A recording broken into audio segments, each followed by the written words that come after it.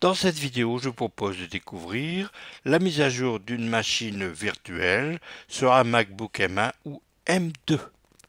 Cet enregistrement est fait dans le cadre des ateliers du SILAC de la saison 2022-2023. Alors ici, je suis sur une machine réelle qui est donc un MacBook Pro qui est sur Ventura Beta. Je vais lancer maintenant Parallel Desktop. Je vais vérifier la mise à jour. Donc là, il s'agit bien de la version 18.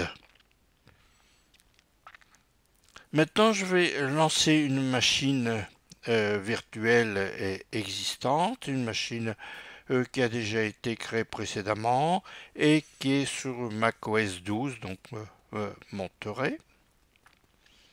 Je vais un peu l'adapter à mon écran. À noter que derrière cette machine virtuelle, vous avez la machine réelle, disons le MacBook.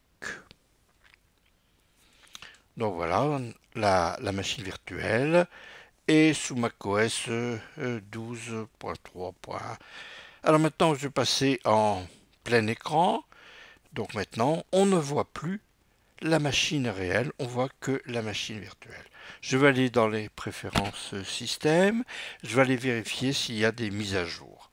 Donc on me propose une mise à jour de la version bêta de Ventura, mais il y a aussi une autre mise à jour qui est disponible, et cette mise à jour est la version 12.5 de macOS 12. Donc je procède maintenant à la mise à jour. Donc là, on a le téléchargement de cette mise à jour. Quand la mise à jour est terminée, on va redémarrer le Mac virtuel. On entre le mot de passe de l'utilisateur administrateur.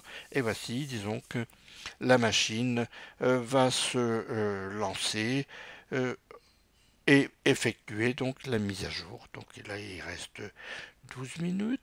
Alors évidemment, c'était un peu coupé pour que ce soit pas trop long pour l'enregistrement.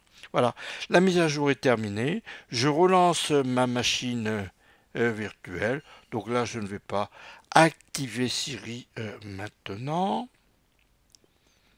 Voilà, ma machine virtuelle est maintenant en place. Elle a été mise à jour en macOS 12.5, qui est la dernière version disponible au mois d'août 2022. Donc je fais un petit parcours, je vais aller voir le Launchpad.